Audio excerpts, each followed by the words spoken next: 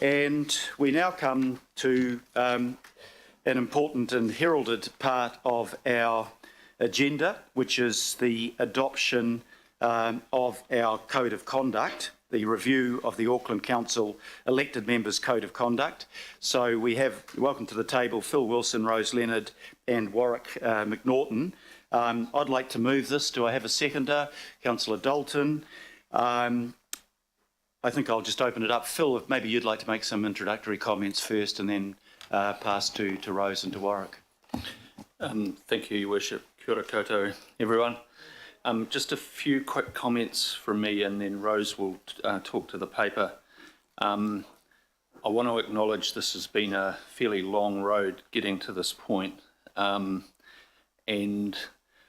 I would suggest we had the unfortunate situation of a previous iteration of this not getting over the line. And I think I apologise for that at the time, in the sense that a couple of issues within the wider piece of work saw us come unstuck in terms of achieving the 75% threshold. And in a sense, that wasn't fair on you, because it wasn't a great reflection on us collectively to not pass a code of conduct. And I hope sincerely today that we can kind of rectify that. I think the team, Rose, Warwick, Simon, Public Law and what have you, have done a lot of work in the intervening time. And there's been a pretty robust process in terms of engagement with governing body and local boards on more than one occasion as we've worked through this. Look, I sort of prefaced this earlier on a different item, but I think it's important just to reflect on a wider context for this. There is a concern nationally in the local government sector in this space. I won't say too much more than that. I think we all have to be mindful of the potential damage that poor behaviours have on our reputation as an organisation and on the sector, meaning local government more generally in this space. On a really positive note, I think this effectively represents a statement by you for yourselves about what you expect of each other, noting that it includes all local board members as well. So you're taking this decision on their behalf as well in terms of a commitment to standards of behaviour. So I think it's a really positive opportunity to kind of signal something here, and obviously it's supported by some adjusted thinking around process, which I would put to you represents in its totality something that's very fair and balanced, reasonably efficient, and will get conclusions around concerns around behaviour better than previous iterations. So I commend it to you and pass over to Rose. Thank you, Rose. Just before we start, I've moved as a Chair's amendment, a change that relates in particular to the conduct of elected members towards staff. I talked to several councillors about it. Previously it had written, avoid publicly criticising any employee in any way, but especially in ways that reflect on the competence and integrity of the employee. I've spelled that out a little bit more clearly, I hope, where I change it to avoid disagreements over policies and proposals becoming a personal criticism of any employee in ways that reflect on the competence and integrity of the employee, and avoid public criticism of individual employees. And just to explain that, our role is oversight and governance, so we have every right to criticise, analyse and question policy proposals. But what is really important is that we don't personalise that to the individual staff member that's worked on it. So, I used the expression the other day, you're playing the ball, not the man, and that's exactly what it was. And, we might criticise a policy, but I don't think we should personalise that to an individual employee, and we shouldn't be publicly criticising any employee because there is a power imbalance if we criticise a staff member, they have no ability to answer that publicly or to defend themselves publicly. So I feel very, very strongly about that.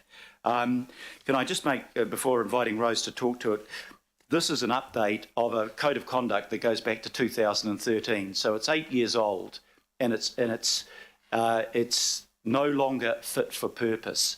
I think it is really critically important that following the discussion we had earlier this day on the item that was brought by Jim Stabak, that we do walk the talk here, that we do, as Phil has just said, this is a chance to say what we expect of each other, and it's a positive opportunity for us to signal that we are doing more than the talk. We are saying this is the code of conduct, and there are some real sanctions here that can back that up.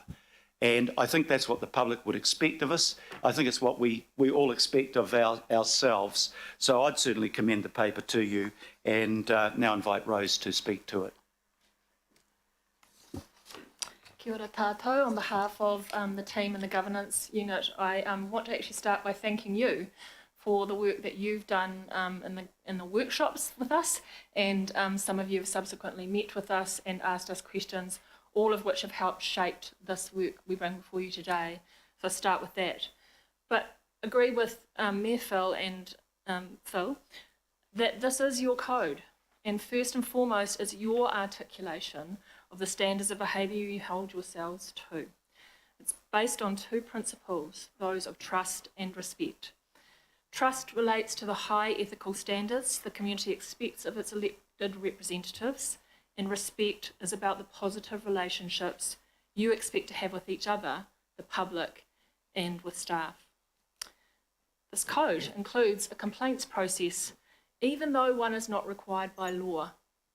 It's been included because the elected members of Auckland Council have always recognised the need to be held accountable and the need for an independent process to assess elected member conduct. That is a key feature of this code. As the Mayor and Phil have said, we've been on a long journey, and that process I just want to remind you of in helping you to approve this final draft we bring here to you today. We started off in November last year, and you approved the scope and direction that staff would follow in working through this revision of the code. We prepared a first draft for feedback, which we presented to you in a workshop and in a series of local board workshops, which my staff attended. We then prepared a second draft, taking on board the feedback from those sessions, and presented it to all 21 local boards, and they had business meetings and gave us their formal feedback, which you have with you today, and 20 out of 21 local boards support the adoption of this code. The only one who didn't actually just didn't have time to consider it, so they received it. So I think you would consider that overwhelming support from your colleagues. The second draft was also reviewed at the time that it was out with local boards by the legal services team here at Council, the Office of the Ombudsman, and a current member of the Independent Conduct Commissioner panel, some of you might know, Ron Patterson. Feedback from the Office of the Ombudsman and Ron Patterson was not substantive in nature, but has been included in the final draft that we present to you today, and those were kind of points of clarity, better wording, if you like, but they weren't substantive points. So just getting on to the code that we've got in front of you today, the things that are different and that you unanimously agreed to consider in November last year were the sanctions that can be decided on by conduct commissioners. Policies which form part of the they form part of the code, and they are included in the code. At a workshop, you asked us to separate out those which could lead to sanctions and those that wouldn't, which we've done, and a description of how those attachments relate to the code is included on page 5 of attachment A. You asked us to include a definition of bullying and harassment, and we've done this. Social media guidelines have been included and overwhelmingly supported by local boards. Also, a policy on access to confidential information, which outlines why and how we need to manage information that is confidential, is provided. This policy was supported by the Office of the Ombudsman, and he has reviewed it. He commended us to embark on this process back in 2018, and as I said, he's reviewed this draft you have in front of you today. In closing, if any of it makes you a little bit uncomfortable, you do have the opportunity to review the operation of the code in the new term. And we hope that makes you feel a bit more comfortable about having an opportunity to just have a think about how things are going. But now, Mayor Phil, I'll hand it over to you to take questions with us, and I'm happy to receive those. Yeah, and thank you very much, Rose, for the thorough way in which this has been dealt with. I know that councillors who had specific problems have been able to come and talk it through with you. You've taken on board what council have said. You've taken on board what the local local boards have said, and I'm hoping that we can be unanimous in the support of this. This is our code of conduct. It belongs to us, and it applies to us, and we need to take ownership of that. So let's start with questions, and I've got first question in the name of Councillor Wayne Walker.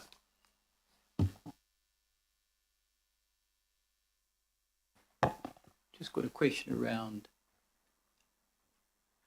where is it?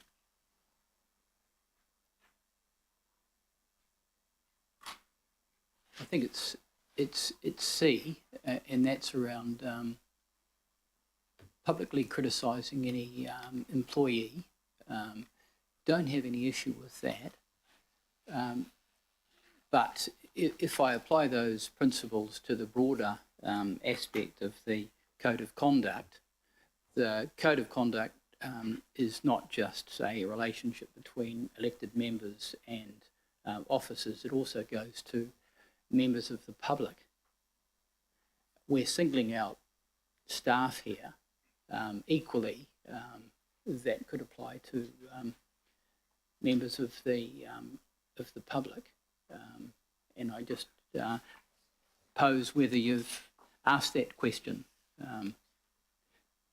This applies to elected representatives, councillor, not to the public. No. Yes, I know it applies to elected representatives, but if I say something disparaging around a member of the public, that member of the public can take out a code of conduct complaint about me. Obviously, what I'm referring to here is, yes, we're identifying issues, let's say, around a member and an officer, but we're equally not applying that to the situation around members of the public. Just a question. Through the chair. A good question, but I'd just like to point out to you do have a special obligation to staff, which this is being, reason why this is being called out, but it is also covered under the principle of respect, which is in the front part of the code with respect to members of the public. You're absolutely right, you have a obligation to treat members of the public with utmost respect and avoid making disparaging remarks, but you do have a special obligation to staff. That's why this is being called out specifically. The other question I've got is just under material breaches, where there's a particular bullet point that mentions undermining other elected members, staff or the public. And I guess the question I'd ask around that is, there are going to be many instances where I'm an elected member might take an issue with the position of a particular group. And if I'm seen to be taking on that issue, I could be seen to be undermining that group, or conceivably a particular councillor.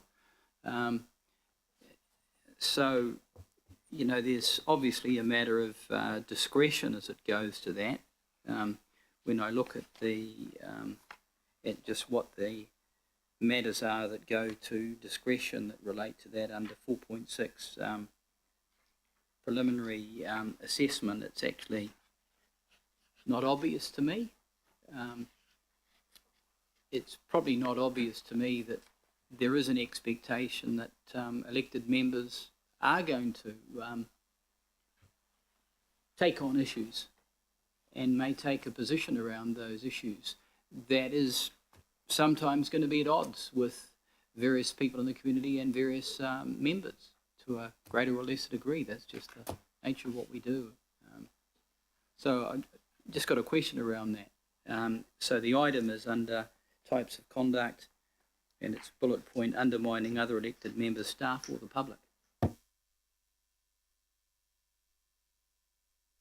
Through the chair, if you could give us the specific bullet point on which page, please, Councillor Walker. Page 301, part 3, material breaches, then sub types of conduct, and then fifth bullet point, undermining other elected members, comma, staff or the public. Thank you.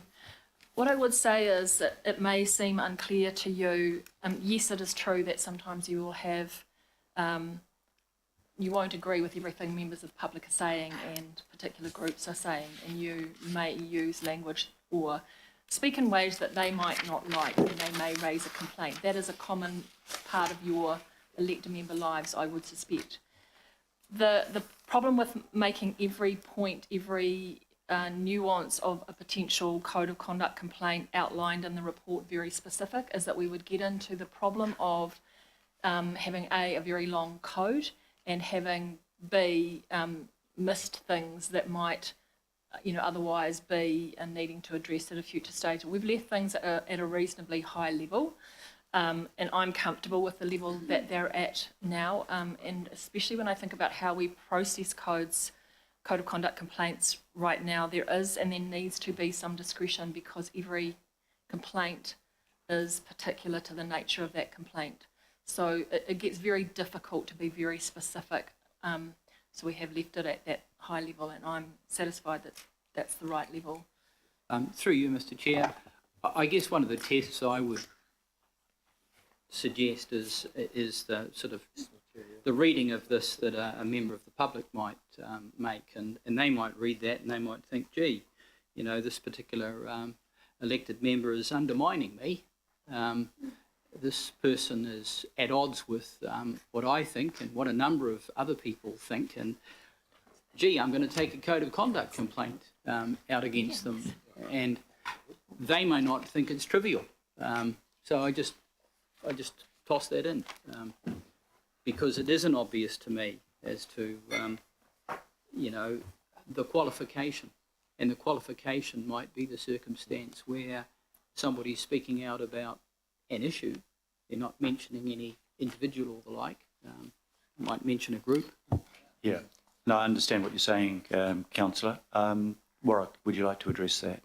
I might be able to help a bit. There's, in that section about material breaches, the bullet that Councillor Walker was referring to is under the heading types of conduct.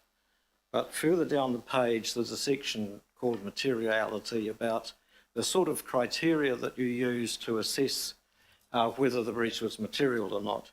And it includes things like the conduct was not stopped on request, or the conduct appeared to be intentional, malicious, or motivated by ill will, or the conduct caused serious harm, for example, reputational harm, or brought the council into disrepute, and so on. So it's not just that bullet point that you mentioned by itself.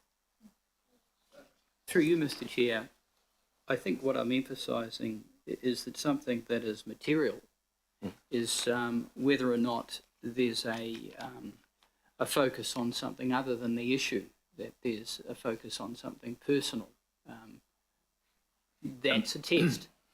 Your Worship, can I say we are confident that this does not stifle robust debate and differences of opinion. It's about the way in which it's executed. Yeah, I absolutely understand your concern, Councillor, and I've read that again, but I am reading it in conjunction with the materiality and with general common sense. There is nothing in this document that is or should in any way prevent you having a robust debate with a member of the public whose views might be totally opposed to what you believe in. I think it's the way that debate is conducted. And yeah, if it was just the bullet point by itself and not seen in the light of the materiality of it and the common sense that will be exercised by the Conduct Commissioner, I'd be much more worried about the concern that you're raising. But I think it has to be seen in the light of those other things. Okay, Councillor Pipakoon next. Thank you, and kia ora koutou. Thank you for all the work on this. I know it's been a long journey. I just had a question around, I think, Bill, you already kind of referred to it, around the fact that I know this has been exercising councils all over New Zealand, and it's come up a lot at LGNZ on National Council.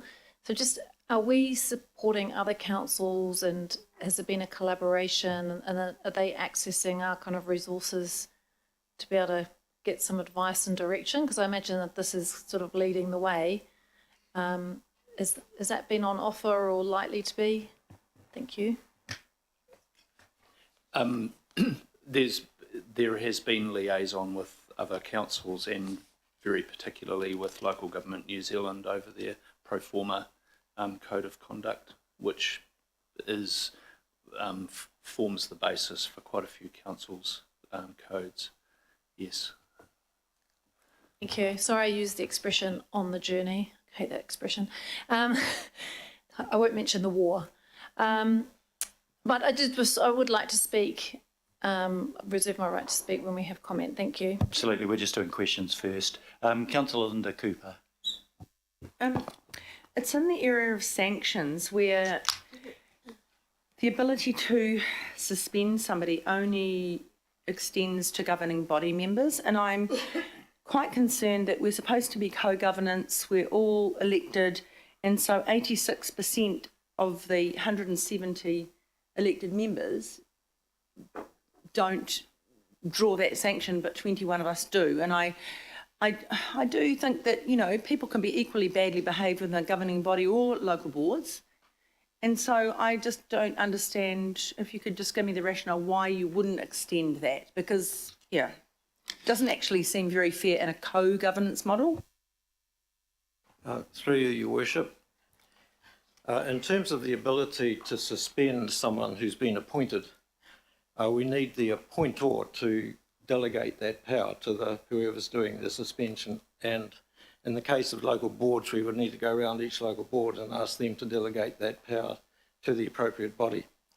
When we developed the draft code in 2018, we had envisaged that in the case of the governing body, it would delegate the power to suspend to the Conduct Commissioner themselves. But the law got changed in between time, and it's not possible to delegate to a person. So in the recommendations, we're suggesting that the power to suspend be delegated to the Audit and Risk Committee. If it was to be the same scenario was to apply to local boards, as I say, we would need to go around each local board to get them to delegate to the appropriate body. And my understanding of local boards is that most of them don't have committees, but they do appoint board members to other community organisations, but we haven't gone down that track yet. Just supplementary to that. So, I mean, I don't imagine this is going to happen very often, and it would be quite a strong response, but if it got to that point, it may well be quite necessary. Is there some way that the local board themselves can decide that? Or could they refer back to the governing body's Audit and Risk Committee? Through the chair, they could seek advice from us, and our advice would be that we would support them to delegate that to the Audit and Risk Committee in the same way. As Warwick said, we could proactively go out and do that with the 21 local boards directly after this meeting, and we'll do so if you direct us to. But we could also wait until some of them have a problem. Like Warwick said, not all of them have committees, not all of them do appointments. In fact, probably only half of them do. So, as you know, you can't unelect them, so it's only the appointments that we're dealing with, and we're happy to either do it reactively or proactively, as you wish. So I guess it's just as long as there is a process, because okay, I won't speak. Thank you very much. Councillor Al-Filipaina. Thank you, Your Worship. My question is in light of Councillor Walker's question. If a member of the public wishes to complain about an elected member, what avenues do they have?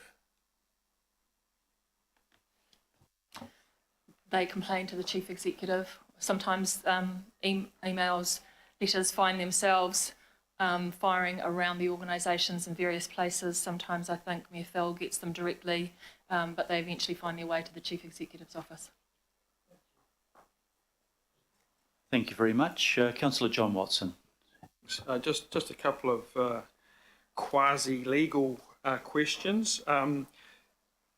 Thank you, Warwick, for including the reference to concepts of natural justice there. I just want to check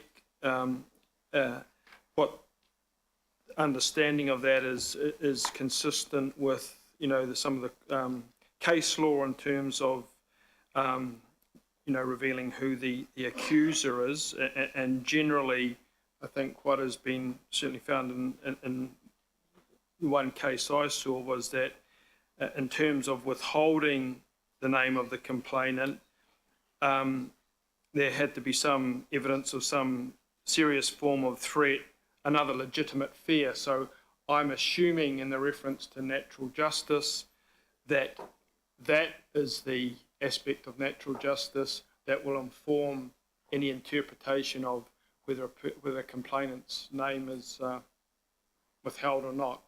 So is that reading, which goes to an article on natural justice in New Zealand and court proceedings, is the one that we're operating under?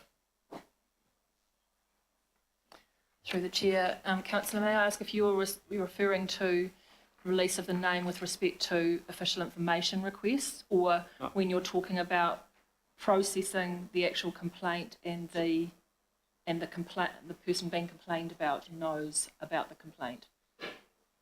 So someone makes a complaint about me. In terms of natural justice, I'm entitled to know who the complainant is. Correct. The identity of that complainant, because Correct. that is material. Correct. In most cases. And what I'm asking is that in terms of the definitions of natural justice that we're using here, unless there is very good reason, i.e. fear of some sort of retribution or something, that will be the only exceptional circumstance where that name is withheld. So the fact that the person just doesn't want to know, or he might get angry at me or whatever, that's not in itself a reason for withholding that there will have to be reasons consistent with the court rulings in terms of withholding that name, which I don't think has always been the case here in the past, by the way. Through the chair, you're absolutely correct. It would have to be a very serious circumstance indeed to withhold the name of the complainant from the person who is being complained. Okay, thank you. That makes it very clear. Just following up, and I'm just picking up on some of the local board feedback here in terms of the central position that the conduct commissioner has now, where this and it's down from 3 to 1. It's the conduct commissioner. There's no appeal against any decision by the conduct commissioner, other than conceivably going to the ombudsman or seeking a judicial review, which is pretty unlikely. So I just wonder what our legal advice in terms of best practice is in respect of what essentially amounts to no right of appeal or incredibly limited rights of appeal. Through the chair. We considered this at some length, and thank you, Councillor Sayers, you also raised this issue with us. We do consider that the Office of the Ombudsman is actually the appropriate check and balance here for anyone who might not like a decision of either the Chief Executive to appoint an investigator, who that investigator might be, or the findings of an investigator or conduct commissioner. And the reason why I say that is because you yourselves are asked not to be involved, so that ruled you all out. And the only other person, you've hired an independent commissioner so there's your independence and your third party. You're just saying, is this actually a fair and reasonable decision? We're actually asking who else you might go to, and when considering that, we thought of all the possibilities that there could be, the Office of the Ombudsman was absolutely the right choice. So it might feel like quite a high test for you, but actually it's not. It just requires an email to the Office of the Ombudsman. Okay, so as a consequence of that, if someone chose to then appeal, I'm assuming then the sanctions or the naming and shaming, or whatever you like to call it, would not occur until it had gone through that process of appeal then? That's correct. If you would have to let us know that you're going to appeal the Okay. decision relatively quickly. Okay, thank you. And just a final question that has perhaps some relevance to this addition that's been put up at the last minute, and that's in terms of the term Auckland Council and what that is taken to represent. So in legacy councils, if I referred to Rodney Council, I was referring to the elected body. That was what that term, even though the colloquial usage was the council. Am I right in saying that same applies to the Super City and Auckland Council, or is that governing body? What is the terminology that refers to the council? I think strictly speaking, Auckland Council is a corporate body. Might need to get some legal opinion on that, but in terms of the Code of Conduct, we've called it the Auckland Council Elected Members Code of Conduct. I think we need to look at the use of the term Auckland Council to respond better in that. Are you thinking of a particular instance? Well, I'm just thinking of a kind of practical effect where, someone, that they might make some reference to Auckland Council, and that might be taken to be, the elected council, as opposed to the council as a whole, which includes employees. So what I'm really suggesting is that certainly in the past, in terms of previous councils, that terminology refers to the elected body. What I'm hearing here is that seems a little bit more blurred, conceivably, with this new corporate model.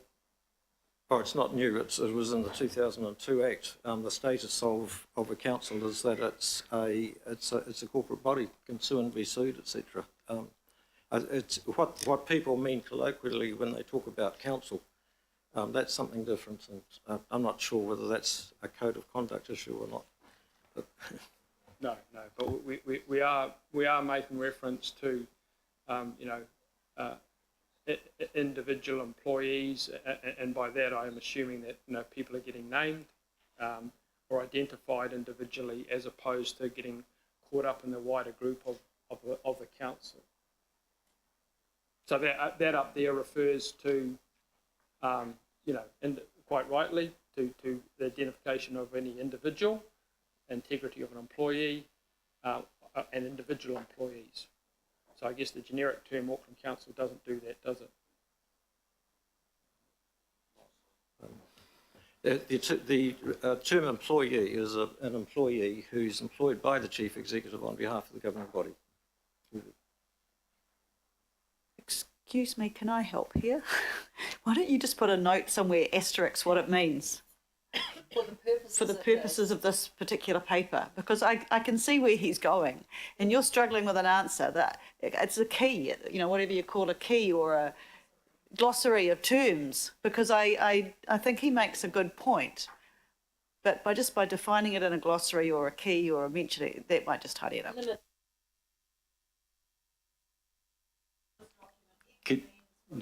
Can you look at that, Warwick, and maybe come back to us? Well, we can put a footnote on an appropriate page. Yes. Okay, that might be a way around it that satisfies everybody. Okay, Councillor Greg Sayers. Thank you. I've probably got 4 questions. First one, and this is about just protecting the Chief Executive's position. This isn't referring to any persons, whoever the Chief Executive could be. Because the Chief Executive has daily relationships with, staff, elected members, a very tight relationship with the Mayor, etc. So I wouldn't ever want to see the Chief Executive compromised. So my question's in that context. So it's just to clarify for me, when it goes external, so the Chief Executive can make internal processes and we can deal with things, but when it gets to that level, when it goes external, that judgment call, and so there can't be a perceived bias for the reasons that I've just mentioned. Can you just perhaps elaborate how that judgment call happens, and then perhaps related to that, if I can, Rose, just reinforcing the tiered external processes. Sure, happy to do that. Thank you for your question, councillor. In this code, it actually probably has a little bit more, the way this operates and the way it's set out actually has probably a little bit more times when we're going to go to an external conduct commissioner. The reason I say that is because we've really clarified for you that in instances where there is a bias or perceived bias, we will make that call to go external, because we don't want the process to be falling over, halfway through the investigation or findings of the conduct commissioner, to be in any way hindered. So with a member of staff, a complaint on behalf of a member of staff, we will always go to an external conduct commissioner. If it's a non-material thing and or complaint and it's from a member of the public or elected member, we currently believe the right way to process that without incurring the costs of an external would be to do the initial assessment ourselves and see whether it meets any test for materiality or whether it's particularly complex. And we'll make a call at that stage of whether we need to go external. And I think that we've been in the past pretty good at that, but this new code makes it a little bit clearer what that process is and what things we'll use to determine whether we go external or not. So there is, you're quite right, a tiered approach to how we deal with them, and the way we keep the chief executive safe is A, you always have the check and balance of going to the Office of the Ombudsman if you're unhappy with the result, but B, we have quite clear criteria there for where we go external and when we don't, and it's predominantly to just overcome any actual or perceived bias that the chief executive might have. Thank you very much. Just a couple more. Thank you. And tell me if this isn't relevant. It's really a question between the overlap between a conflict of interest and the code of conduct, where elected members could potentially have a financial interest in an organisation, either getting paid by them that's funded by Auckland Council, and they're having to make decisions that could be potentially perceived as advantageous to to one or the other positions. So if that's perceived, how does that overlap with the code of conduct? Well, you're quite right, they do overlap, which is why the conflict of interest policy is in the code. Look, I could ask my legal colleagues to come and join me, and I may, but just if I might start by saying the advice we've already had from them is that every case is very particular to that case, and so we would need to examine each case on its merits. And the best thing to do in those cases is to seek advice, because primarily conflict of interest policy is there to keep you safe from, making a decision that could otherwise be called into question. So, staff are here on an everyday basis for you to seek advice, or if you want to ask advice about another member of the elected member body, then you may absolutely do so, and we'll give you particular advice about that particular case. But it is very hard to generalise about these things. Thank you, Rose. Just another couple, if I may. Thank you. We've had, as a team, we've had off-site discussions, offline discussions about how we would like to have our behaviour around the table.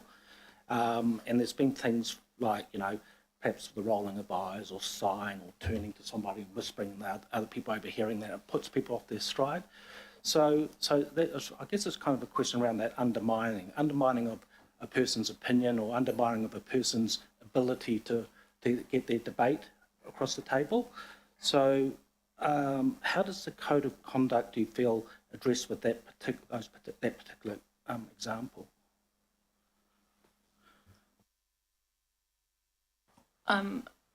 Thanks for that, and I have seen and heard you talk about that. Yeah, this might be an appropriate time to raise it, because since Councillor Walker raised his point, I've been puzzling over that point, and I feel a little uncomfortable with the wording undermining, particularly as it relates to the public. So while we've been having this discussion, I've asked our legal people to come up with something that I think is a little bit more watertight and specific and comprehensible, And I might just ask, Phil, if you've got it in front of you, it replaces one bullet point with three, but each of the three bullet points that replace it, I think, are more specific and more justifiable. So I've been listening and thinking about what you said, Councillor, and I haven't predetermined my position. That's important. So, Phil, if you'd like to just read out what we're looking at that bullet point that said undermining other elected members, staff, and the public. Just seemed too amorphous to me, even though it could be read in conjunction with other things. So, Phil, can you read out what the alternative wording might be? Thank you, Your Worship, and apologies for the scrambling in the background and to Rose and Warwick. That bullet point captures a few things, and I think we need to be careful not to lose important dimensions here. So the suggestion, this will sound a little bit complicated, but the suggestion is that we add into the third bullet point the word offensive, bullying, aggressive and offensive behaviour. That would become, and we change the fifth bullet point. This is the one that Councillor Walker was referencing. We change that to read undermining the role of elected members. The point is that it was trying to capture a situation where somebody is validly speaking on behalf of the governing body, say in a chair role as the spokesperson representing a position that has been democratically arrived at. So undermining the role of elected members, and then inserting, and this goes to the other conversation that we were having earlier, inserting a new bullet point, publicly criticising staff or calling into question the integrity or professionalism of staff. And it's trying to deal with staff, public and elected members, each with a slightly different consideration.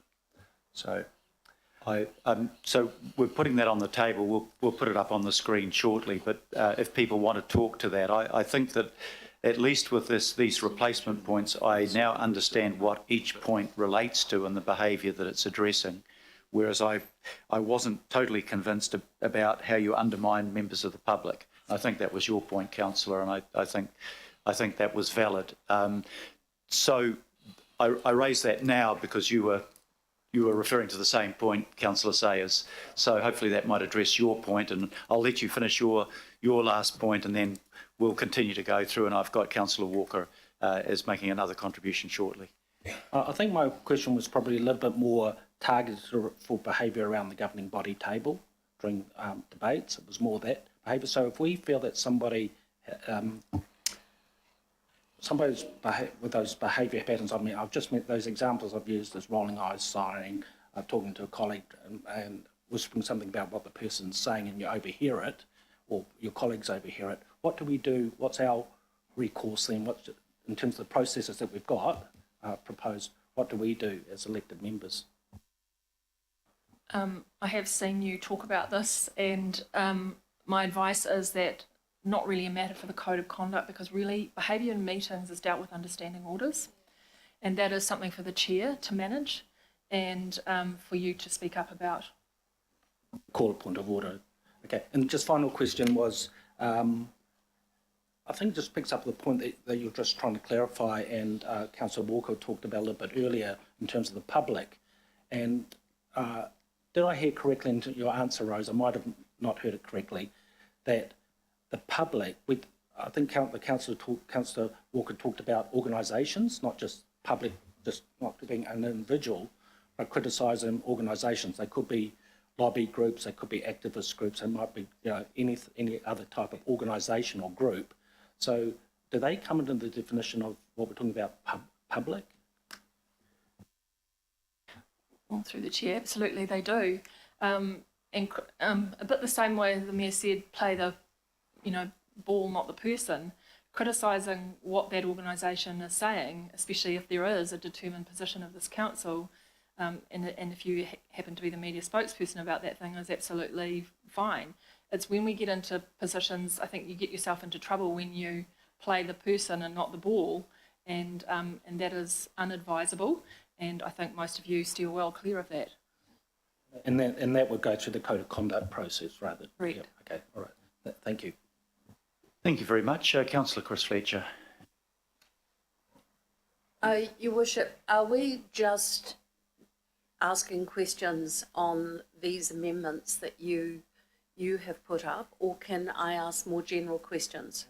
More general questions. This question period is about anything in the Code of Conduct that you'd like to ask about. Thank you. Well, I've got to say, Rose and Warwick, I've really enjoyed the process that I've had, and even getting into quoting Edwin Burke at me, I just enjoyed that so much. But forgive my questions being of a more general sense, but you really raised for me some concern in recent correspondence, and you talked of your worry being that they're just words on paper until a complaint is received. And I'm really trying to understand the interrelationship between our standing orders, the conflict, the code of conduct, and yet at I think a high level, and the problem with local government is we get into the weeds too often, but if you just try and keep it at a high level, we're trying to deal with the principles of respect and so forth. And as I understand it, there is no desire to try and suppress debate. There's no desire to do anything other than have respect for those and trust for those, and feeling safe for those working in an environment that you can safely represent the whatever the Auckland Council is, and I agree with Councillor Simpson that we need some, for the purpose of this document, we need some reference to whom we are referring. But Warwick, if we were starting completely from scratch so that it is a living document, how do you see those three of the code of conduct, the standing orders and the conflict, how might they better work together, that it's something that is active on a daily basis rather than just waiting for a complaint to be received? And might I add, I do know the three people personally that you're proposing for the code of, the conduct review panel. I think they're all outstanding, and it's very hard in Auckland not to know a lot of people. We're such a village, but they're fantastic individuals. But I would really like your reflections on what I see as a little bit of a gap in what we're trying to achieve here today. Thank you, Councillor Fletcher. Perhaps just a couple of comments on that, and it relates to an email exchange that Councillor Fletcher and I had, and it also relates to a comment that Councillor Hills made earlier about, and the whole discussion about the code of conduct perhaps being not very effective and it being a long process. The legislation requires a council to adopt a code of conduct which sets out the understandings and expectations that the members agree about their conduct and behaviour, and it would be great that it was not just a guide for what to do when you receive a complaint, but was a guide for living. And it would kind of be great too if the two principles, the ethical principle and the relationship principle, were on a sheet, say, hanging on the wall, and reminding ourselves every day of this is how we've agreed that we ought to conduct ourselves. I have been a bit concerned in the past that the code of conduct has been so centred around complaints. And if it's centred around complaints, they're just words on paper, really. They don't change behaviour. And somehow we've got to let the principles that we agree on become part of us, so that they actually do drive behaviour to a certain extent. I'm not sure if that answers your question entirely, but that's... Well, I share your view that, and I think others around the table here might like to feel that in having this discussion around the code of conduct, that we are in some way going to influence the way that we behave on a regular basis. Are there modifications that we might have made given that the code of conduct only really kicks in once a complaint is made, are there other avenues that we can pursue? The second question I want to pose to you is, when, on your experience of those complaints that have been made in the past, has there been an element of people not understanding their roles and responsibilities?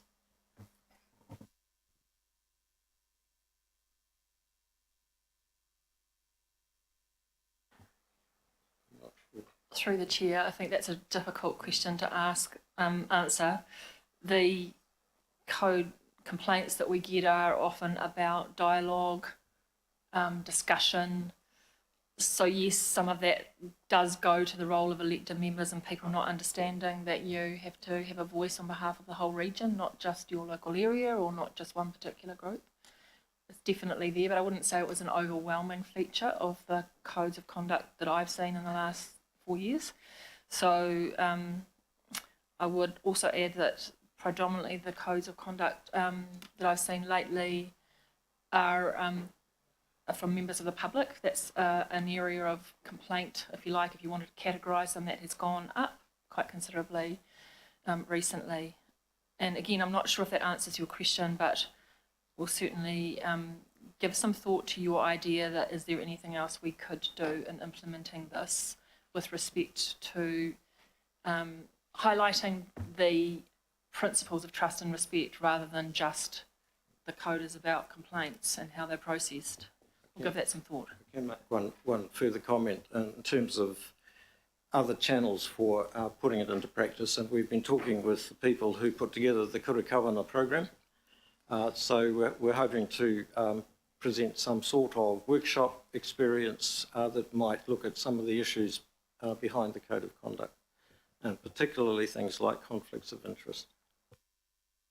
Thank you very So much. coming back to the assumption I made at the beginning, and that relates to, and I hold the view that if people understand their roles and responsibilities and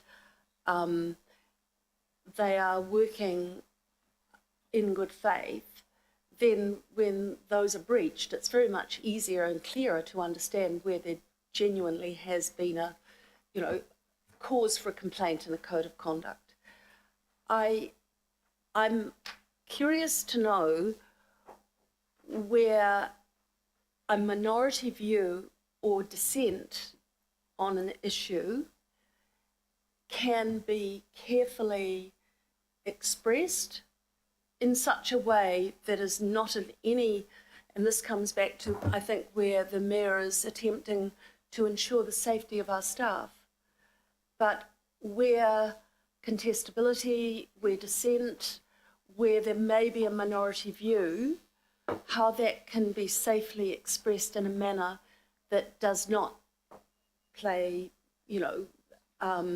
out in a direct criticism of an individual. So basically you're asking, if you don't agree with the advice that's being provided by staff, what's the best way to handle that? If I can just maybe make a comment on that. This in no way is designed to restrict the normal process of democracy, which is founded on majority rule but respect for minority rights. It just, to me, it almost goes without saying that anybody around this table has an absolute right to express their own individual opinion, which may be different. You may be in a minority of one, but the principle of respect here says that we respect the fact that you have that opinion. What the code of conduct is about is how you express your opinion and how you respond to the opinions of others. So the last thing we would want in a code of conduct is to in any way restrict robust debate. But this is about how you debate so that you are not being offensive, you're not being aggressive, you're not running the other person down because you disagree with their opinion. So I think the two principles, and I like the way that we've done the principles now under this code of conduct, you could almost frame them and put them on the wall and read them periodically to say, this is how each of us should behave. And it's not just in this chamber, it's how we should behave generally in a whole lot of circumstances. So I don't think this in any way abridges a person's ability to have a minority right. In fact, it requires everybody else around the table that might not agree with you on a topic to respect the fact that you can have that view and you can express that view. And Your Worship, if you'd heard me at the beginning, I was working from the assumption that that was the case. What I'm trying to explore, and maybe I'm being clumsy in the way that I'm trying to get to it, is a code of conduct only becomes a code of conduct when it becomes a complaint. So what I'm curious to know, how this can be measured against, what do we currently have within standing orders or whatever else that secures and gives right to what the Mayor has just so eloquently expressed, that right to have an individual view or a minority view.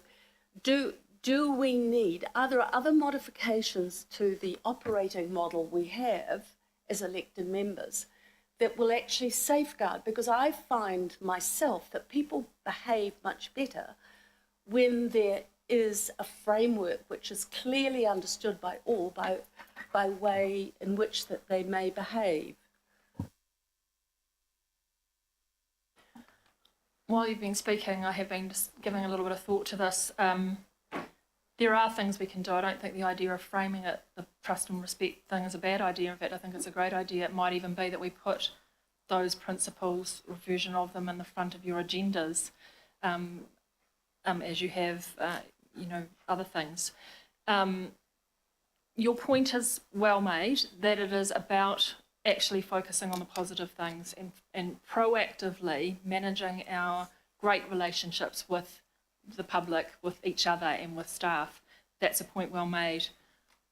I will give that some more thought. As Warwick said, Kura Kawana is one of the outlets for that. And I think that there might be others, as I said, perhaps framing them or putting them in the front of the agenda. It's a point well made. Thank you, Councillor. I look forward to receiving that work, and Your Worship, I don't need to speak when it comes to, I feel I've been able to have my questions answered, and I look forward to the ongoing work that we, I think, need to see continued in order that this can really give effect to behaviour as opposed to just punishment. Thank you very much, Councillor. And we have the affirmation at the start of each council. It's a bit like the Lord's Prayer. We probably say it without thinking what the words mean. But I think the affirmation contains some of the things, the very things that you're talking about there. Councillor Hills. Kia ora, thank you, Chair. Just had a few brief questions. One was just why we have under the elections, the bit about staff. It seems more aimed at staff than us, or is it more about us ensuring we don't involve staff in political? It's section 11 under the election policy. It just seems like an odd anomaly to kind of have. While people are looking, I just, having been a staff member in those situations and that run up to the election, and it's actually both for staff and you, and it's kind of putting it out there that this is what both staff and you must do, because you have quite close relationships, for instance, you with your CSAs, local board members with their senior staff, and so it's just actually putting it out there for both parties, staff and elected members, what's really the right thing to do here. Because what happens is it's on the everyday basis. You say, can you photocopy this for me? And the staff member might need to say, hey, so it's kind of for both of you, really. But so it's in the code because it does relate to you. Okay, that makes sense. And I'm just making sure, is it just related with staff-related hours? Because I have seen in the past candidates or members of the public criticising staff for, say, having a view in their own time on, say, cycling or climate change, and criticising them for, supporting a candidate. Because I would have thought freedom of speech, etc., would mean outside of work hours they were allowed to have views or help out candidates. Or I don't know where the line is, but it seems a little unclear. Your Worship, there is a staff policy that applies in the election year. It might be better if I circulate that rather than get into a debate here. But it is to do with maintaining a balance between, we shouldn't interfere too much in what you do outside of hours, but if what you do outside of hours affects what you do in hours, then that could become an issue, and that's it really. Yeah, we could have a very long debate about that. It's an important principle, but I think that we've already got that covered, and it is a balance. So, you know, what a staff member does in their own time in terms of how they vote or what view they express is pretty much up to them. But if you're holding a sensitive post, obviously you've just got to look at the sensitivity of your position, so that while you might hold a view strongly, people that are working with you can rely on your independence and neutrality and how you're carrying out the functions of your job. I think that's the balance. Well, thank you, Mayor. The other questions I have, and I have asked this before, I guess because I believe, as maybe Councillor Fletcher and others have said, the Code of Conduct is kind of more around punishment rather than like a pledge or something by elected members. But I guess, how are we going to work, I have seen this in the past, to prevent Code of Conduct being used as a political weapon and they're frivolous or vexatious. I see the definitions in here, but I guess the worry going forward, how it's not used as a, yeah. We've given this some thought, and thank you for raising it, because we know this is dear to your hearts. So as you know, the Office of the Ombudsman has made some calls, and he's been consistent in those, and that elected members, potentially especially when we're processing legoimas and official information requests come about, who's been complained about, how many have there been, and what money did you, quite often it's what money did you spend. Look, we've been kind of considering the views that you've had about, all we've been able to do is say that the complaint was not upheld, and that doesn't feel very satisfactory if it was, in fact, an elected member complaining about an elected member for seeming political gain. So what we've done is worked with the Ombudsman and our team to just sort of clarify that a little bit more, and we think that we can do some other things. One of the things that we could do in the publishing of those results is we could explain that the complaint was made by an elected member against another elected member. I think that's a really important point, and that's without naming the complainant, and I'll come to that in a minute. The complaint was dismissed because of insert reason, so that would be helpful, I think, wrongdoing or, the alleged behaviour was not proven. And we can also say that complaints were found to be frivolous or vexatious in nature, if that's the case. The reason why we do sometimes kind of reserve the right to withhold the name of the person who is laying the complaint is that what you really want to avoid is having a chilling effect on those who have a legitimate reason to complain, and I think that you would all agree with that. So we think there's quite a bit more, and we've given that quite a lot of thought about what we could do in the future that would help that. But that's probably as far as we'd like to go, because we don't want to stop people who legitimately need to complain. That makes sense. And just last quick question, with employees and the mention of employees through here, and you talk about this under the CEO or whatever, is that broad enough, or does that cover the CCOs in an understandable way? Because some of the worst behaviour I've seen over the years has been towards CCO staff.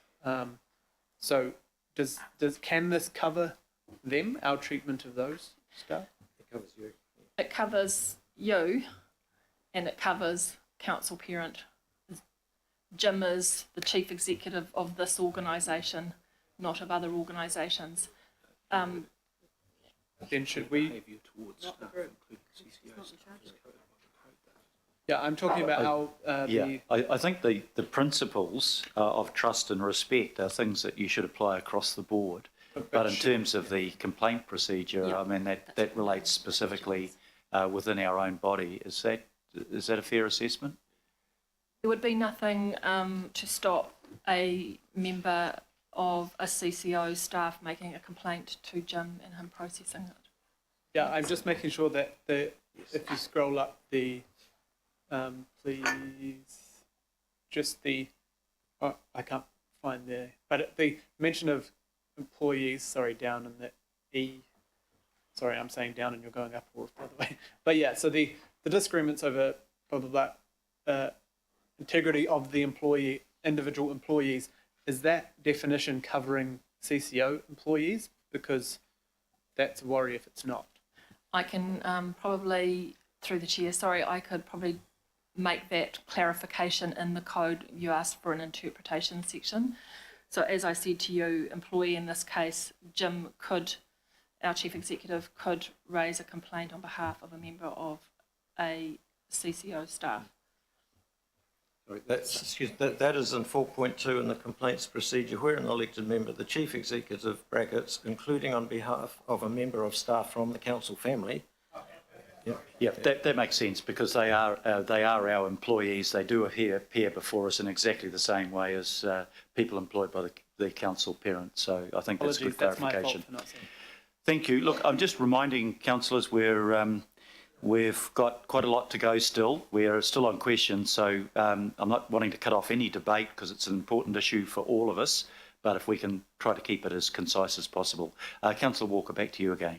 Sure. So really just going back to the issue I raised earlier, and I mean what you've done in those words goes some way towards it. But what I was referring to is really goes to the comment that you made earlier, Rose, around playing the person, not the ball, or you could express it in the reverse: play the ball, not the person. We've got a code of conduct here that expresses a whole lot of stuff in the negative, and that's all very fine. But what we don't do is we don't actually state what is okay. And I mean that sort of terminology, play the ball, not the person. For me, that's the substance of what we need to have in here somewhere. Pretty simple stuff. People understand it. You can express it in the negative, you can express it in the positive, but it would be desirable, and it goes to both how we deal with officers, but also arguably members of the public. So I'll just state that and give you a moment to think on it while I just raise another question, which is a pretty simple one, and it just goes to some context, and it's on page 342. 3.1 under conduct, where it states elected members need to be aware that as a result of their position there is a power imbalance between them and members of the staff. And I guess my concern is I regard that as a perception. There's an often used quote, knowledge is power, and frankly more often than not I feel quite powerless relative to officers. For me this is a truism. And frankly, I often feel quite powerless around the council table as well, but that's another issue. So I know there's a statement there that you're attributing, but there's actually another side to it. When I come to an agenda, I haven't been responsible for putting the agenda together, making the recommendations. Officers have. They're the people that have the power, from my perspective. And often I think that is the perception of where the power lies amongst the community. So yes, there might be a perception on the part of Point of order. officers. Well, these are some words. Sorry, there has been a point of order called. I'll take the point of order, please. I should actually look under the standing orders, but I believe the point of order is on relevance. Relevance is not on the opinion of what staff think of power imbalance. The staff said in the health and wellbeing review that they felt there was a power imbalance, so it's not for us to take that relevance now. Okay, look, it's a point open to debate, I think. If I can just ask Councillor Walker, if you can just wind up what your question is. So my question is really around the balance of the words here that are stated in the Code of Conduct on page 342 under 3.1. Because from my perspective, I don't think that's a balanced statement. It's looking at one side. A code of conduct is something, in many instances, this relates to us. It's about us, and I'm just putting that perspective in and asking a question about it. So that was the second part of my question, and you're welcome to address the first part. Can I address the first part, Councillor, because I think it's specifically why I made the amendment to 3 under conduct 3.3, avoid disagreements over policies or proposals becoming a personal criticism of any employee in ways that reflect on their integrity and competence. That's a more elegant way of saying play the ball, not the person. It does just. That's exactly what it's intended to address. But I'll invite officers to answer the second question that you raised. Respectfully, Your Worship, I'm not sure there is an answer to that from our perspective. I understand the point that's being made, but the simple reality is that staff engaged by Jim, who is engaged by you, you may be discussing a different dynamic between staff and elected members on occasion, but the reality is that when you're dealing with 7,000 staff, it would be most certainly not true to suggest that they all feel more powerful than you guys. I think I'll leave that. As Councillor Hills indicated, that's a debating point. Most of us think that probably, particularly for junior members of staff, they, if they're abused by us, they feel they have absolutely no comeback, and they do feel they're in a position of vulnerability. But anyway, that can be debated. Point of order, Your Worship. Councillor And Filipaina. it's around clarification. I've heard the word amendment in regards to what you're trying to do with this agenda item. My understanding when you first put them up that it was not an amendment, but you wanted it included into the substantive, and as long as you get the permission of the seconder, so then we don't get into standing orders where the amendment has to be discussed first. Just seeking clarification, Your Worship. You're quite right, Councillor. It's something that has been adopted. It's a chair's proposal. It's been adopted into the amendment. Bush lawyers are worse than real lawyers. There's a lot of us here. Councillor Newman, please. Sorry, we're probably. I know that we've been doing this for a long time, so we just need to keep focused and get this through. Councillor Newman, it's your call. Thank you, Your Worship. I just want to, and I note the wording in your proposed the substantive for D, and also if we could just go back to B Roman numeral 3 on screen if possible, Sandra, which is there. Not quite sure if she's picked out. Yeah. Publicly criticising staff or calling into question their professionalism or integrity. I don't want to publicly criticise staff or call into question their professionalism. My issue is, how do I avoid being in breach of the code of conduct where in the prosecution of a point in a debate, introducing evidential information which directly contradicts the advice that's provided by officers and reports. I don't want to play the person at all. I want to win the argument on the substance of the information and the facts. And sometimes the information that I've seen in some reports is just not correct. So I want to be able to challenge that. I want to be able to provide the correct information, and I don't want to do it in a way which. One of the corollaries of that is that I've effectively called out the professionalism of the report writer. So how do I ensure that I can present information which is contradicting the advice of officers whilst not compromising or not calling into question their professionalism? Absolutely, you've got the right to criticise a report or the information contained within it. I think the important point is not to personalise it to an individual, but nothing here should be taken as in any way detracting from your right to disagree with a policy proposal or a report or information that you believe is incorrect.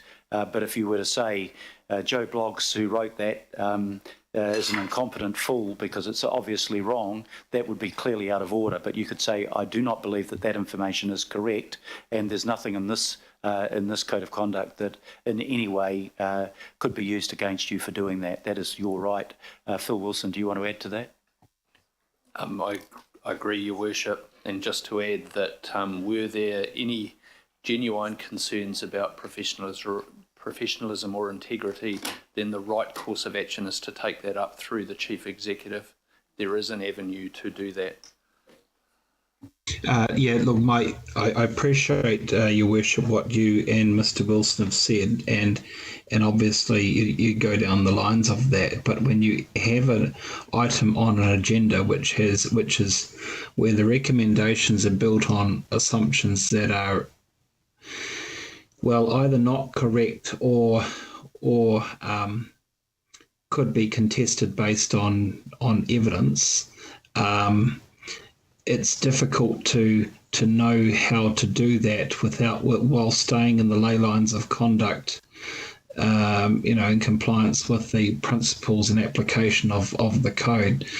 I've found on occasions that there is information that's been provided to me which I just know is not correct, and I don't want to appear to be calling into question the professionalism of the report writer. But one of the consequences of, possibly winning the argument is that the report writer could feel rather bruised because in the conduct of my argument, I've effectively called into question the quality and rigour of the research that drove the assumptions and the recommendations in the report. So that's a grey area for me. I want to support this, but that would be my concern. Yeah, all I can do is repeat my reassurance that you're able to critique the report in any way you like, as long as you don't personalise it to the individual that is presenting the report. And if you did feel that there was a problem of professionalism or integrity amongst a staff member, there is nothing preventing you approaching the Chief Executive to raise that concern with him. I'm absolutely clear on the point that nothing in this code should prevent any councillor from criticising a policy proposal or a set of information that's presented to them if you fundamentally disagree with that. The important point is not to personalise it to the individual. Okay, thank you, Councillor Henderson. And we've got one more, then finally Councillor Stewart after that. Oh, look, taking it completely sideways because we're talking about the Code of Conduct, just a quick question. Has anyone ever found, in your knowledge, to have breached a Code of Conduct based on predetermination? I think it's a totally silly rule. Yeah. We're all shaking I our might heads. ask for assistance here, but in the early days, there was a situation at Waiheke where one of the board members was challenged as to he might have predetermined himself in terms of being eligible to sit on a hearing. I think, just to save my comment so that you don't have to come back to me, Mayor, I think we should get rid of this when we look at the local government review. I know it's legislative, so we have to have it in the Code of Conduct, but predetermination is totally silly. I invite the debate later. I think some of us understand what you're saying, Councillor, but when we've had this discussion, which we've had on several occasions before, predetermination doesn't mean to say you can't have a strong view on something. It simply says that you cannot have such a closed mind that even if you were presented with hard empirical evidence that what you thought was wrong, you chose to ignore that, that might be called predetermination. But we've been going for 150 years around here, and I'm not sure whether anybody's been head up on predetermination. I might be wrong on that, but certainly not in my time of observing. Last question, Councillor Sharon Stewart. Thank you. Just on the Code of Conduct, have you ever... just wait until they finish talking. Right. Order, please. Thank you. All right, just for the, elected members, and I think probably Phil Wilson, you'll probably remember this, and probably Warwick Norton, you'll probably remember. Elected members removing other elected members' signs. Is there a code of conduct for that? Because I know back in 2010, there were 17 signs removed and they were found in another member's van. I'm not saying who, but I'm just going to say, can there be a code of conduct against elected members when they're standing, interfering with other elected members' signs, whatever? That's a breach of criminal law, I think you'll find. It's Take them to It did go to the court. police and they did get returned Yeah. about a week later, but Yeah. 17. No, My comment on that would be that, like in the election year policy, we actually try and paint the picture of members, sitting members, incumbent members wearing two hats. One is a incumbent member, the other is a candidate. And in terms of standing for elections and election signs, you're actually not wearing the hat of being an incumbent member. It's part of your campaign. It's what you do as a candidate. But it's also damaging or stealing private property. So and that's got far more teeth under the law if you were to prosecute that case than bad behaviour. Yeah. Yeah. Okay. Look, I don't want to cut anybody off for making comments, but everybody's had a pretty good say during questions. So if you have got a comment you'd like to make now, could you please keep it quite precise? Councillor Cooper. Thank you. I do kind of take a little bit of exception that people have used up all the time in questions and then there's not much time for debate though. Just a comment, because I didn't ask one short one. So I guess for me, I'm kind of surprised that we're asking so many questions when we workshop this a lot and it's been around for several years now. And we shouldn't be looking for loopholes in this to making sure it's okay. And, because what I feel is that we talked earlier about, somebody asked about, are there some, rules for everyday conduct? Well, really, they're standing orders, aren't they? And so if we follow standing orders, we're okay. And if we slip up a bit, they're a little bit of a reminder through a fellow member or the chair will rule that, I've just overstepped the mark, time to withdraw, apologise, carry on. And that's, to me, the everyday reminder. We don't use it enough, I think, and in the right way. We could use it better and in a nice way as a good reminder of how we should conduct ourselves. And then there's that. So really, I support these. At the end of the day, if you muck up, you're going to get dealt to, really. That's the bottom line. So, the thing is, but what I trust is the process will be really fair. If you can get a complaint against you, it'll be dealt with fairly. If it's got legs, it'll be heard properly and there should be justice. And I suppose for any of us that do get down to that path, it's a wake-up call. And if we don't get to that path, we know we've been doing okay. And we all get upset and we all get passionate about things, but there are ways of saying things and we've all slipped up from time to time. And I just think this is a guideline for us. It's for when it gets out of hand, you've got to have a process. And I'd be really happy if this is adopted because then we know where our boundaries are. Without it, there's actually no boundaries.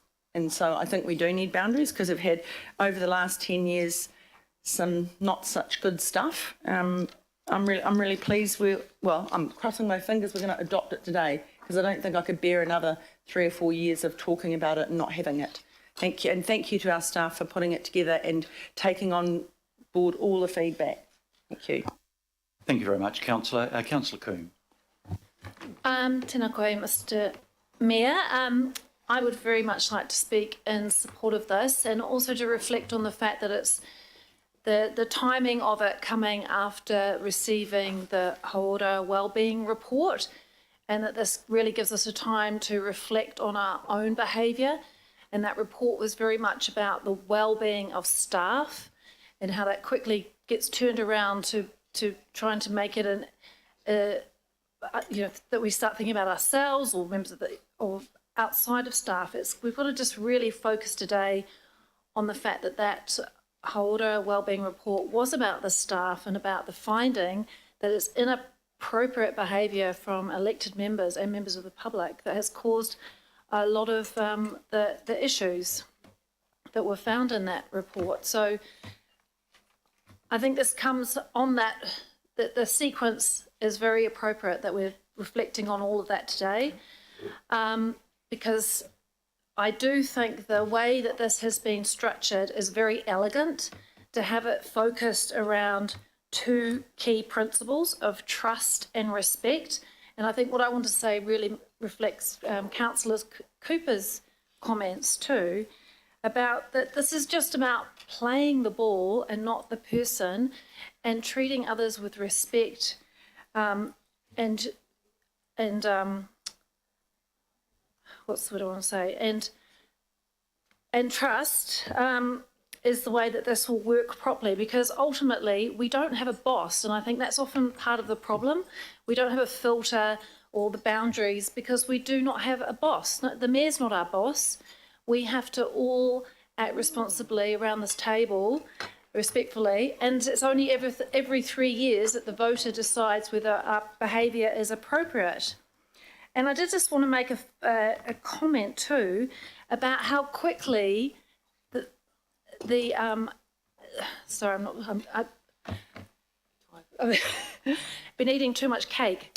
But the point that I just wanted to make is that in terms of acting in accordance with this code of conduct, how we must really be careful not to weaponise bullying or weaponise allegations of inappropriate behaviour when really we're just having a debate, or when the bully is being called out. To call out inappropriate behaviour is not bullying, it's not a breach of the code of conduct. That's quite okay. And we saw that very garrulously last week with an allegation that, you know, Tony Gibson was in some way being bullied out of his role when actually he was being held account.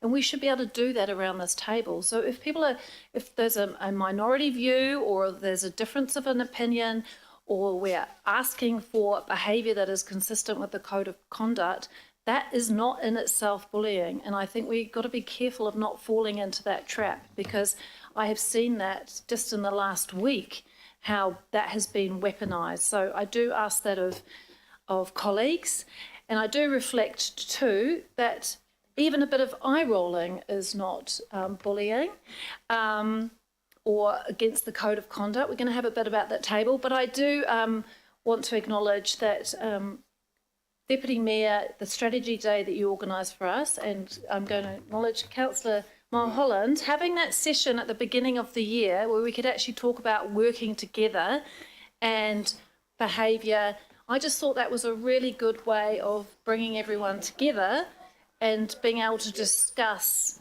how we wanted to work around the table.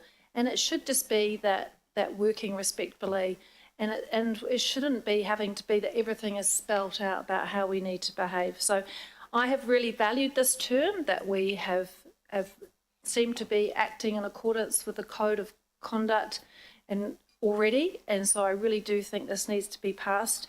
And I look forward to continuing this term as we mean to go on. Thank you. Thank you very much, Councillor. Councillor Casey.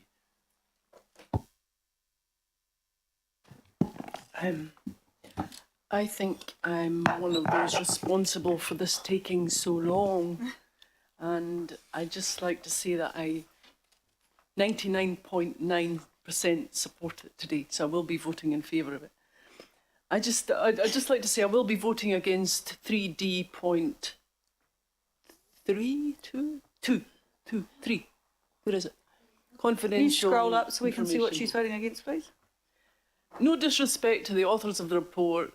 You'll never change my mind on this. In 27 years, I have never signed a confidentiality agreement because I'm covered at law to keep things confidential. And that's enshrined in this policy. So that's fine. It's just one part of a very good document. But what I want to say is that we absolutely need this. And it's tragic that we do. Absolutely tragic. We have all seen things happen in this chamber with regard to staff of Auckland Council that should never have taken place. Not just in this chamber, I've seen it in meetings, in public, and lots of places I've been. It's absolutely tragic that the Chief Executive has done a review where staff have said they feel not supported, not just not supported, but abused by us, the elected members of Auckland Council. What kind of group are we? I knew this would happen. Sorry. What kind of group are we if we are allowing that to happen? So yeah, put up the code of conduct, every page of it on the wall. Give us all a hard copy, put it in front of the agenda, because it's got to stop. We are all acting in the best interests of Auckland, the people of Auckland. That's the people who get the jobs here, and it's the people who get elected to serve here. We should be working as one. That's it. Good on you, Mr. Stabbuck. Thank you very much. Councillor Simpson. I support this 100%. I believe in trust and respect. I think we should all behave appropriately. In some ways, I'm sorry we have to have it, but I'm glad we do. And my only addition, Your Worship, would be to have a link to this policy in every agenda. Thank you very much. Councillor Hills. Thank you, Chair. Yeah, I think this is actually not a big deal. When staff sign a contract or a union agreement or whatever with their employer, this is the type of thing that is expected in a employment agreement. And then you have warning processes, and potentially you may lose your job if you continue, or the breach is that high. We actually don't really have all of those kind of steps, because it's the public that employ or get rid of us. But I think the important thing of this is setting a standard.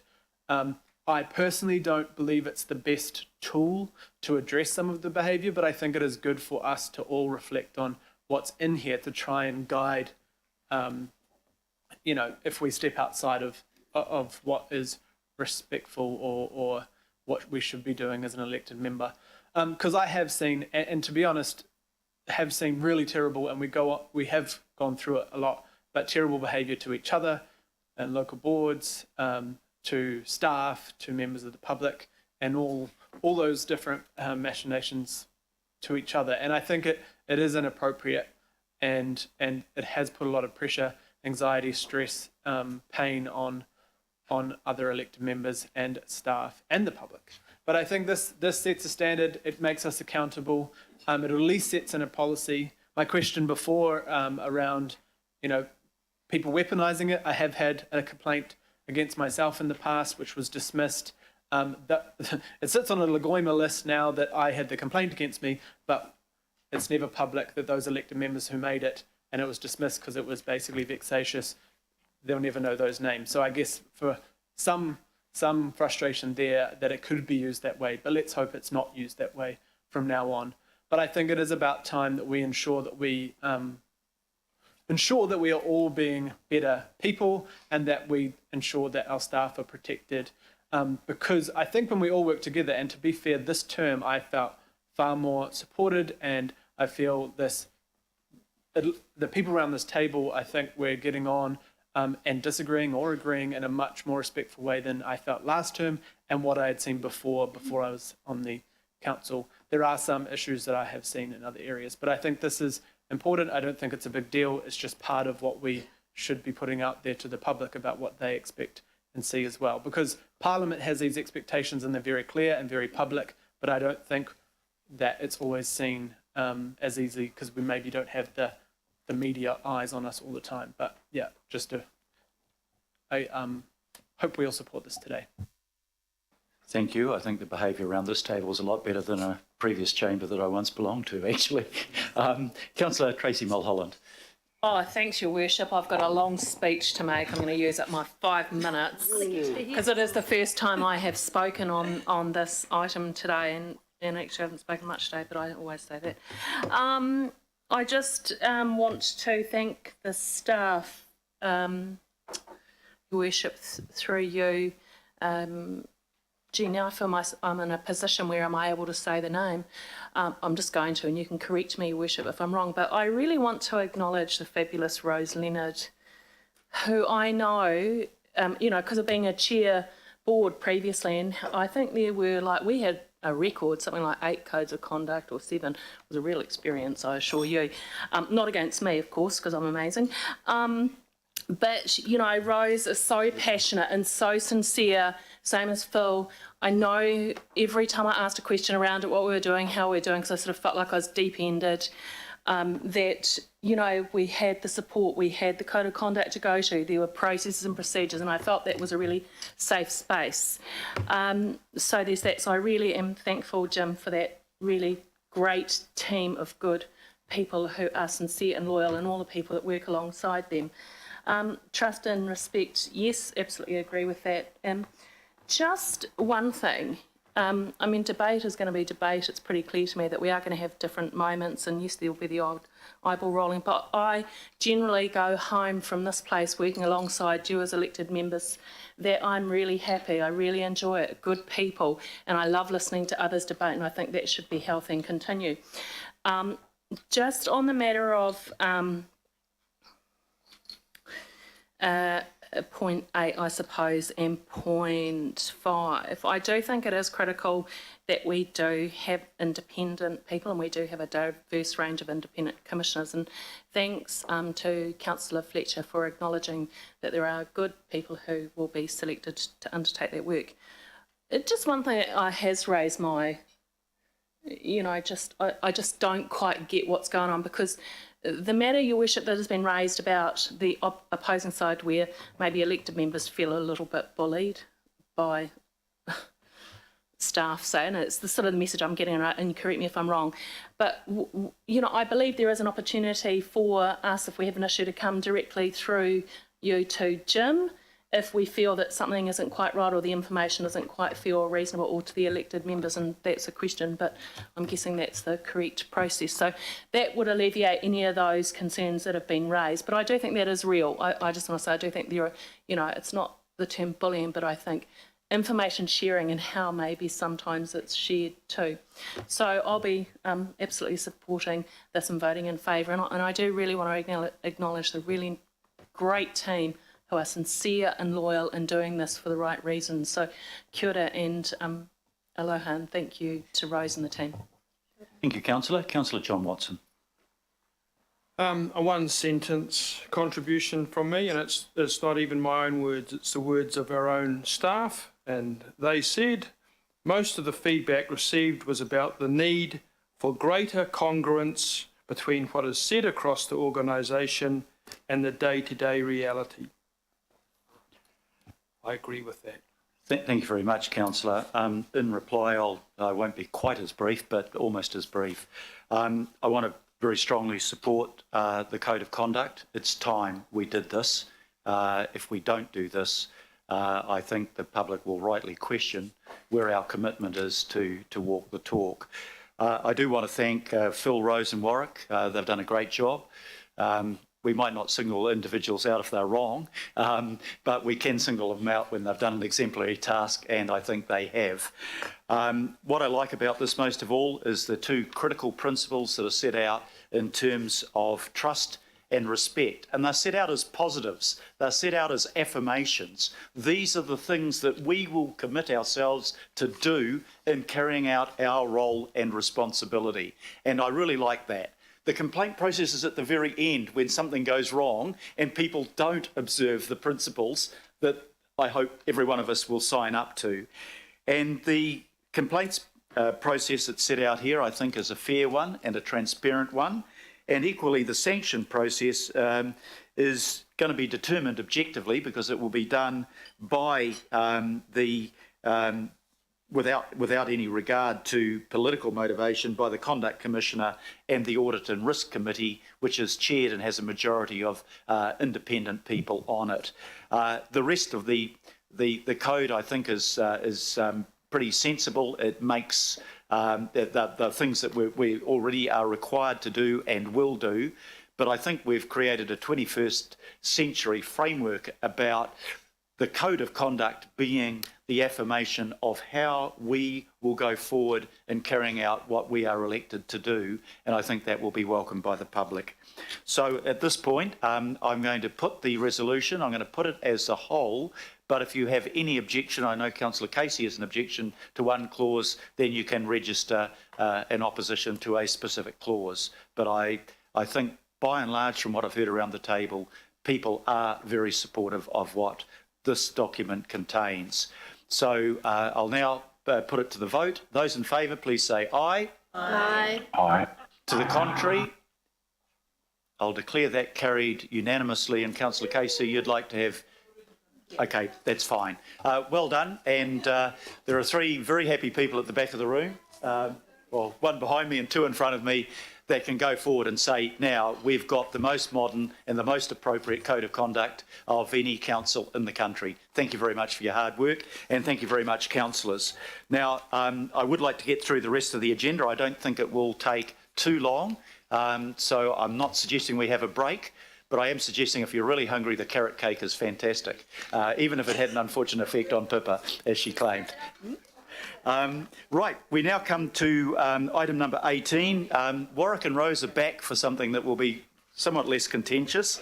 There are 2 things that we're trying to do here. One is, in this paper, it's an open process report that we will be considering the appointment. But the second thing does need to be discussed here if there's anybody that has an objection. And the suggestion is that the Animal Ethics Committee appointments are generally non-controversial. And the question is whether they need to come for formal approval by the governing body, or whether